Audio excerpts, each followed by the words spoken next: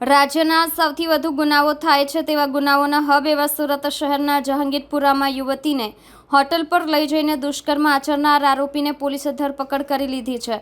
પૂર્વ ભાજપના મહામંત્રી આદિત્ય ઉપાધ્યાય અને ગૌરવસિંહની પોલીસે ઘટનાનું રિકન્સ્ટ્રક્શન કરવામાં આવ્યું હતું. આ ઘટના બાદ પૂર્વ ભાજપના મહામંત્રીને પાર્ટીમાંથી સસ્પેન્ડ કરવામાં આવ્યો છે.